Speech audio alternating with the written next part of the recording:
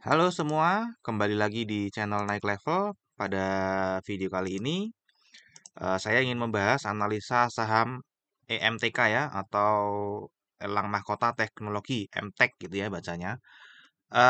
Ini sudah rilis laporan tutup tahun 2022 tanggal 3 April 2023 dan hari ini hari Minggu ya, tanggal 16 April, jadi hari Jumat tanggal 14 Aprilnya ini turun 10 poin ke 790 per lembar saham.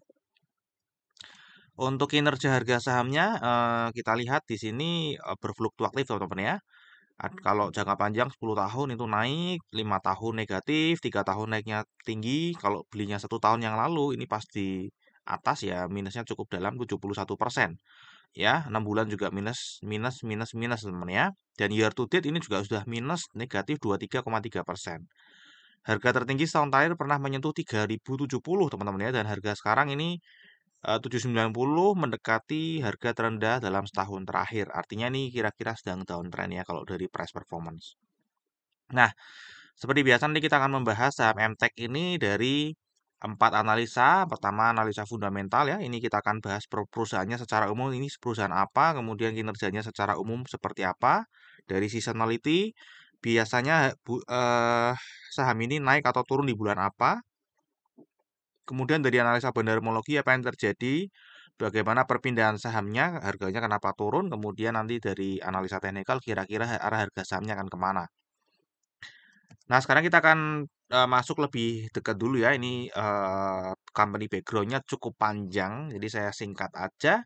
Jadi ini dulu Elang Mahkota Komputer ya, jadi dulu ini masih zamannya komputer, itu masih komputer, kemudian berubah menjadi teknologi, ya dia memiliki saham di SCTV, kemudian Surya Citra ini ya melalui SCMA ya. Kemudian ada Indosiar juga ya. Kemudian dia ada bisnis online ya, e-commerce, Bukalapak, kemudian Klik Dokter, ada portalnya ini macam-macam ya kerja. Kemudian ada ini portal digital juga, Liputan 6, Merdeka.com, dan segala macam. Dan yang terakhir, ini adalah rumah sakit, teman-teman ya. Ada rumah sakit juga dia punya.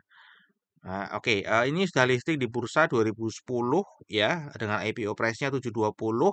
Pernah stock split 1:10 sehingga harga IPO-nya mestinya 72 dan harga saat ini udah 790 berarti sudah naik 10 kali lipatnya dari IPO.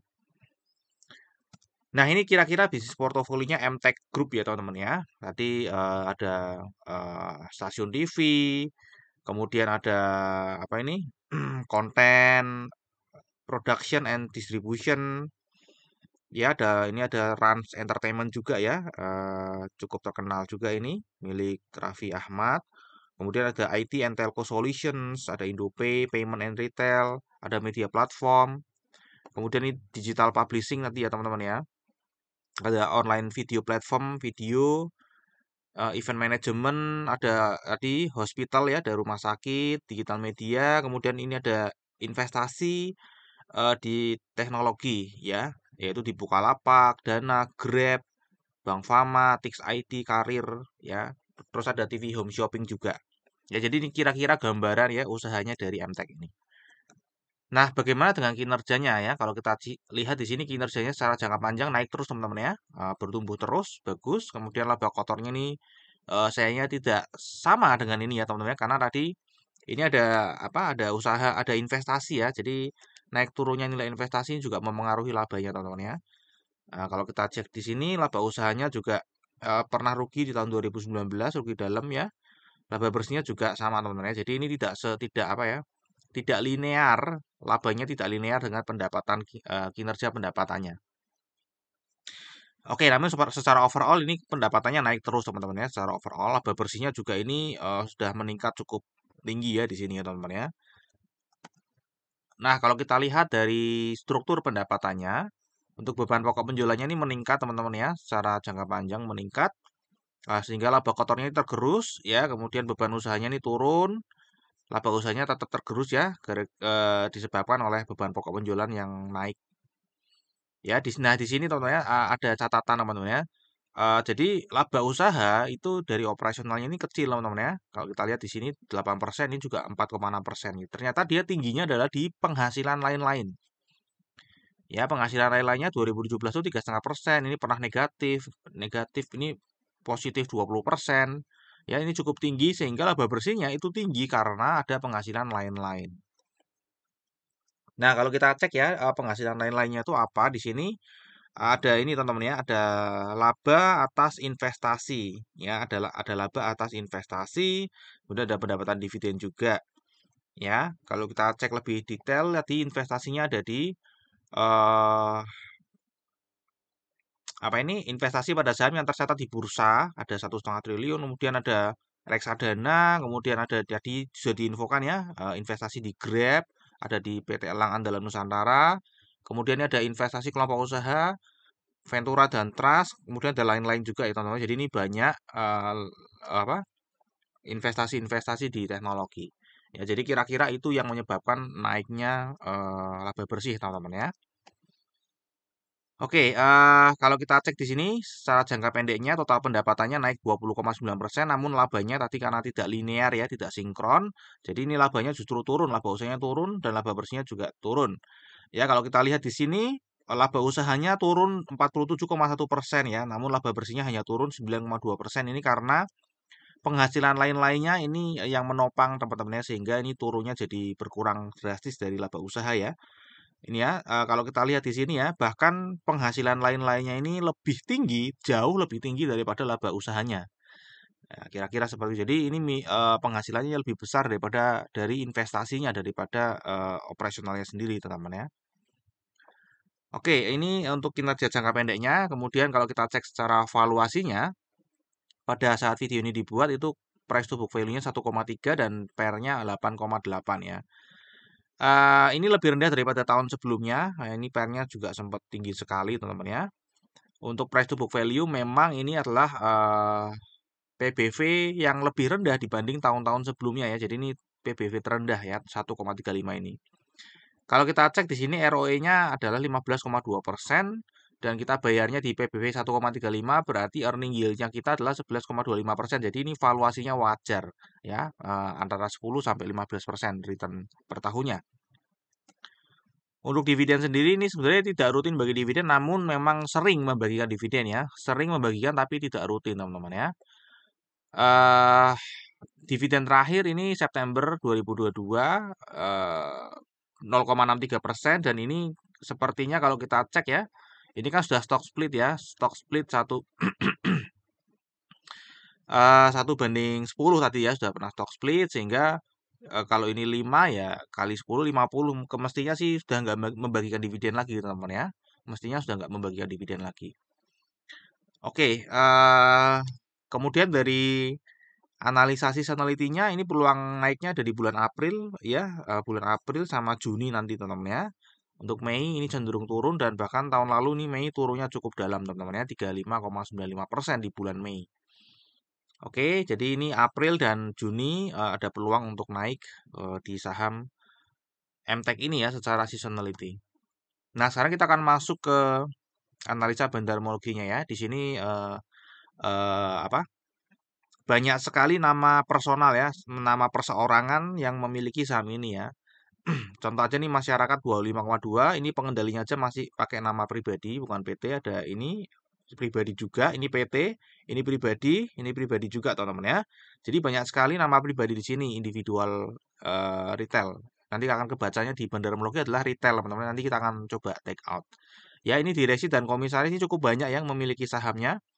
Bahkan ini pengendali salah satunya di sini ya. Ini juga ternyata komisaris yang memiliki.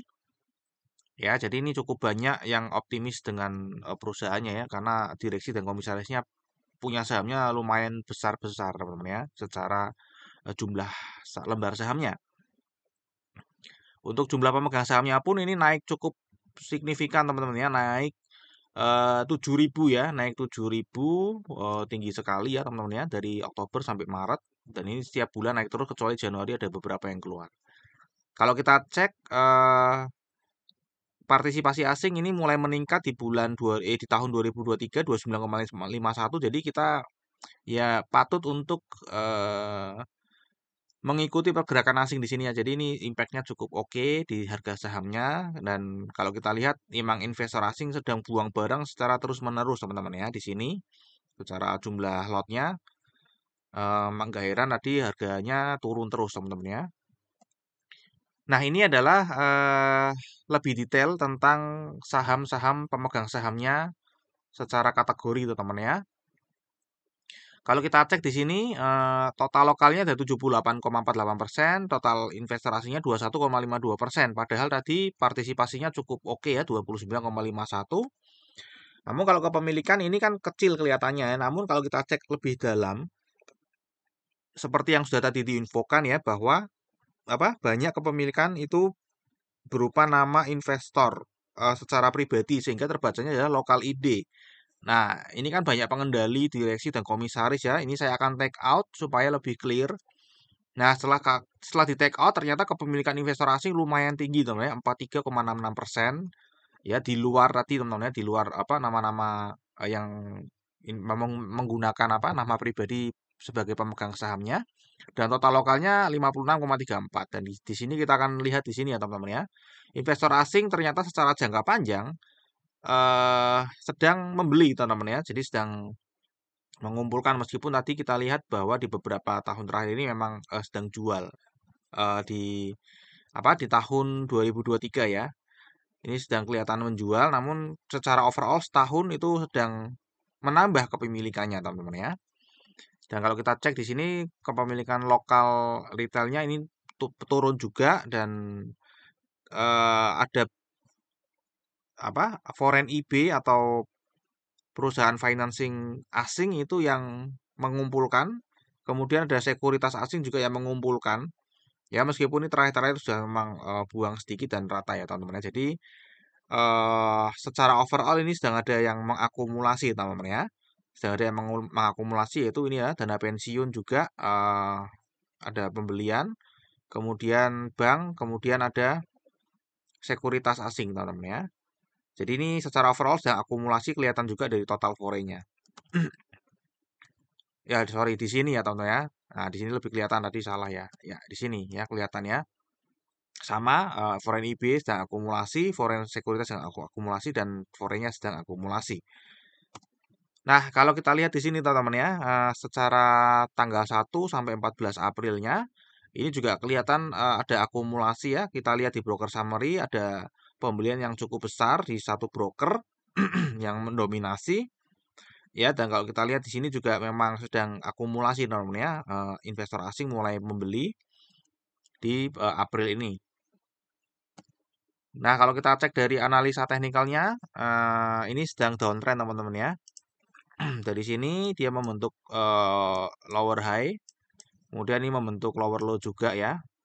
Di sini membentuk lower low dan kemungkinan ya akan dilanjutkan ya, kira-kira akan ada di sini ya dan akan ada di sini teman-teman ya. Jadi kemungkinan dia harganya akan bergerak naik ke sini, kemudian dia akan turun ke sini. Ya, ke 625 mungkin bisa. Ya di sini transaksinya cukup lumayan besar ya 24,5 M per hari. Oke, jadi ini kira-kira ya gambaran estimasi arah harga sahamnya dari analisa teknikal. Kemudian kita akan masuk ke risamnya untuk fundamental, kinerja jangka panjangnya tadi naik ya, kinerja jangka pendeknya naik, valuasi terbilang wajar. Ini tidak rutin bagi dividen namun sering membagi dividen dan di 2023 ini nampaknya udah tidak membagikan lagi ya untuk tahun laba 2022. Kemudian untuk seasonality ini ada potensi naik di bulan April, di mana ini bulan ini ya, dan Juni. Kemudian bandarmologi tadi dari Maret ke Maret sedang ada akumulasi, 1 sampai 6 April sedang akumulasi. Technical sedang downtrend teman-teman ya. Dan terakhir disclaimer, jadi analisa yang saya sharing di YouTube ini adalah analisa saya pribadi yang tentu saja juga bisa salah. Ini bukan merupakan ajakan jual atau beli saham MTEK ya. Silakan teman-teman wajib melakukan analisa sendiri sebelum memutuskan untuk membeli atau menjual saham MTEK. Oke, sampai di sini dulu mungkin analisa saham MTEK. Semoga bisa bermanfaat dan kita akan berjumpa lagi di video berikutnya.